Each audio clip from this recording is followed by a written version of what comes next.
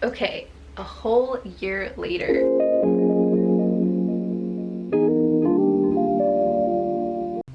Hi everyone, welcome back to my channel. Here we are a whole year later. Oh my gosh, I am so sorry about that.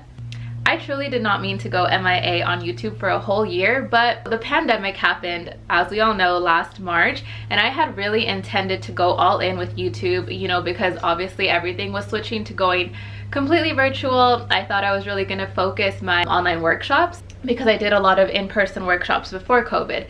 But that did not really work out the way that I planned it out, and that's totally fine. Instead, my online Etsy shop took off. I fully got immersed in that, and also I didn't do a lot of online workshops like I had intended.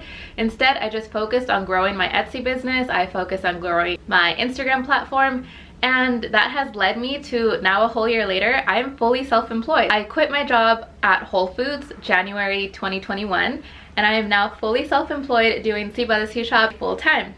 So if you don't already follow me on Instagram, you can see more of like my behind the scenes day-to-day life at See by the Sea Shop on Instagram and on TikTok as well. So basically, I'm a full-time macrame artist and cord and rope supplier. I now intend to do videos every single week now that I've kind of gotten a handle on things and can dedicate more time into this, and for real, dedicate to doing a video a week at least. I'm super excited that I will now be linking all of my own products as supplies. So all of the rope and cord that I use in my videos will be straight from my shop. I work directly with suppliers from Turkey to bring you all of my favorite macrame supplies. So the rope and cord that we use in this video can be found on my shop at seabytheseashop.com. And of course, I will link everything that we use down below. We are going to be creating this beautiful macrame wall hanging. It incorporates two different types of material.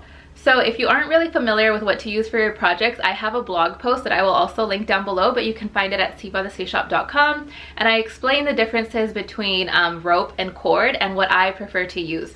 Of course, it's all subjective and it's really all up to you. So in this one, I am using rope and cord together to kind of show off like a different texture. Like as you can see, it's kind of like very structured up here, but then these tassels are just like a fun little pop of texture to add in. For this project, you will need 2 rope bundles, and these bundles can be found on my website at seabytheseashop.com.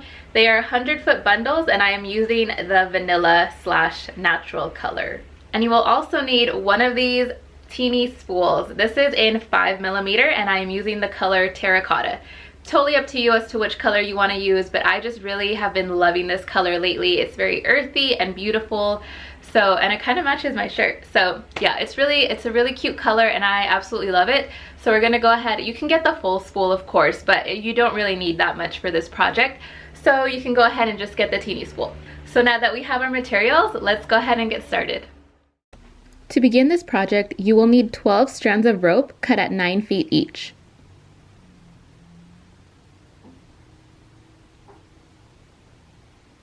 So we are going to go ahead and use a 12-inch wooden dowel. So we're going to attach all of them by going underneath and looping right through. And make sure that you fold the strands in half so it's like perfectly even. So now we're going to go ahead and get started with a row of square knots. I can do a more detailed tutorial on square knots, but basically you want to think about shaping a 4 and then a backwards 4, if that kind of makes sense. Now we're going to skip the first 2 strands on the left-hand side and then create 2 square knots right here. We're going to skip the 4 strands in the center and then go on to make 2 more square knots. So now we're going to use the strands in the center and create half hitch knots. This knot can get kind of tricky, but don't get frustrated. It just takes a lot of practice. Basically, you want to think about looping the strand around, pulling really tight, and then picking up the next one right underneath it. Don't change your lead cord. Your lead cord should basically be guiding as to where you want to build that line. And since we are trying to shape a diagonal pattern right here, I'm just going to keep on pointing my lead cord in a diagonal. So before I go any further, I want to create one more square knot right here.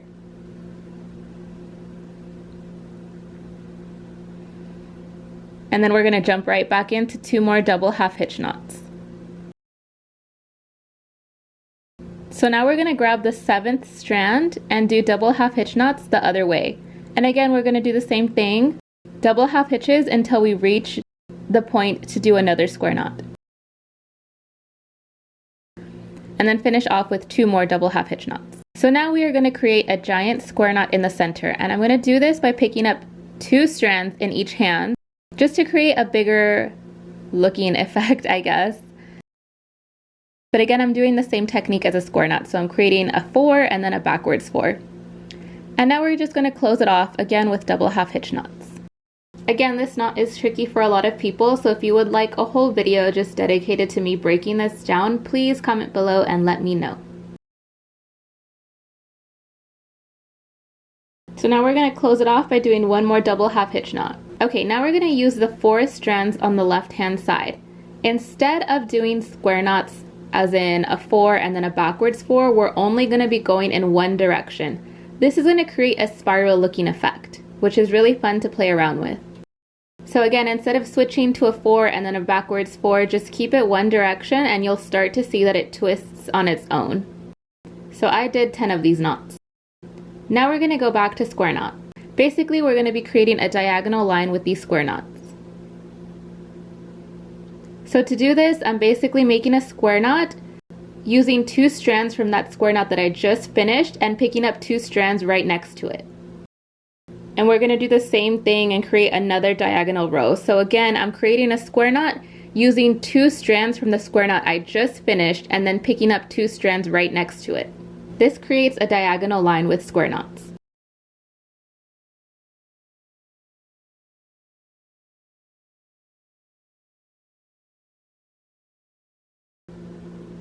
And then we're going to create 1 more in the center. So now we are going to get more practice with that double half hitch knot. We are going to create a diagonal line of double half hitch knots, but as you can see, I'm leaving a little bit of a gap, maybe about ½ an inch between the row of square knots that we just finished and my new line of double half hitches. This is where we're going to put in those tassels, so make sure to leave a good amount of space. You can even leave a bigger amount of space. Honestly, this was kind of challenging, so maybe about 1 inch or 3/4 of an inch. So now to add these tassels, I should have filmed myself at a different angle, so I really hope that this makes sense. So again, we're going to do the same thing on the other side, a row of double half hitches, and as you can see, I left a little bit of a bigger gap because I saw that it was kind of challenging on the other side. So I left about 3/4 of an inch.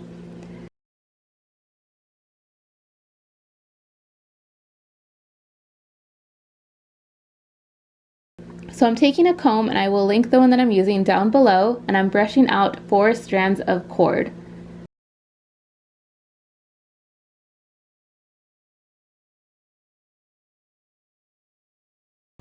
I'm going to stick one end of the cord through the hole that's closest to the edge, and then skip a space and stick the rest of the cord through the other hole.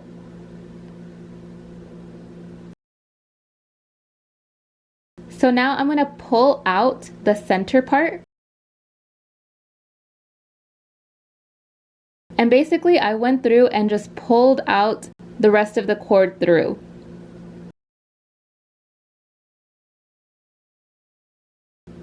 Again, this was kind of hard to record and I should have done a better angle showing the back and the front, but I can make a whole video on this, so I hope that you guys kind of get the idea of it.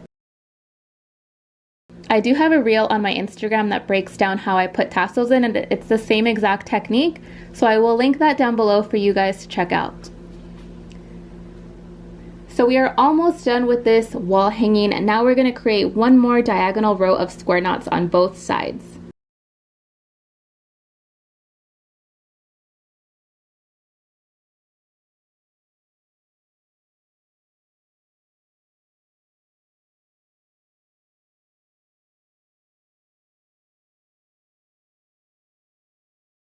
So now I just cut off the ends into a little V shape. To finish this off, I'm basically gonna untwirl all of the strands of rope. And I like this effect just because it gives it more of a finished look, a little wavy look, more texture. I just really like how this looks. You don't necessarily have to do this, but I like to. So basically at first I was kind of just unraveling the strands very slowly, but I found that if I just got one strand out and kind of just threw it around, it worked a lot faster. So that's what I'm doing here.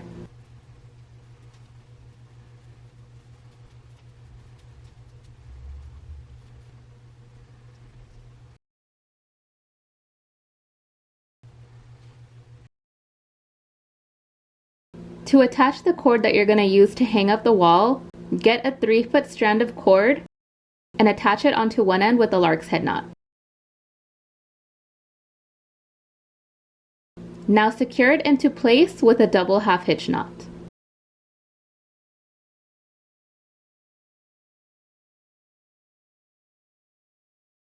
Do the same on the other side.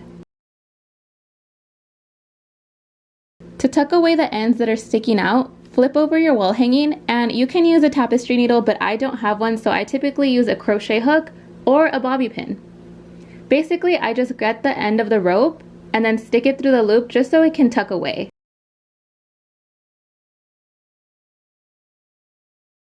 And then you can snip off the end. So do the same on the other side.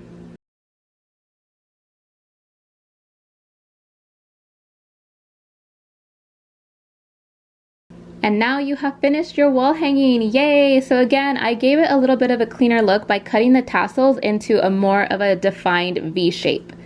I think this just really cleans it up and just gives it like that beautiful look that we're going for. So there you have it. I really hope that you guys enjoyed this project. Let me know in the comments if you have any requests for next week. I need to start filming that already if I'm gonna stick to this whole one video a week thing. Let me know if you enjoyed this. Let me know if there's anything that I need to clarify on. And again, you can get all of the materials at seabythesea.com. Okay, so that was it for the tutorial. I really hope you enjoyed making this macrame wall hanging. And again, it touches on 2 different types of materials. So this is a really good like beginner friendly project and something that you can do to kind of get the hang of 2 different materials and see what you prefer to work with. I will be back next week, I promise. I'm not going to take a whole year off of YouTube again. So thank you for being here, and if you haven't already, go ahead and subscribe. I promise I will be bringing macrame tutorials super often, and I also plan on doing a lot of behind the scenes style small business type of video. I really want to show what goes on in the day-to-day life for me and my business, and also kind of show like vlog style what I do a day in the life. Of course, my main content will be macrame, but I also really like showing tips and a lot of behind the scenes stuff like I do on my Instagram. I plan on bringing a lot of that onto my YouTube. Again, thank you so much for being here, and thank you for being patient with me as I took a whole damn year to bring another YouTube video to you. I'm so sorry again. I'm so sorry. But truly, I thank you for being here. Thank you so much. Subscribe if you haven't already. Like this video and let me know what you think. Leave a comment down below. Let me know what other tutorials you would like to see and what other small business content you'd like to see. So again, thank you so much for being here. Thank you for watching this video. I really hope you liked it, and please tag me in your work. I would love to see what you create. I would love, love, love to see the colors that you choose and everything. I will see you in the next one.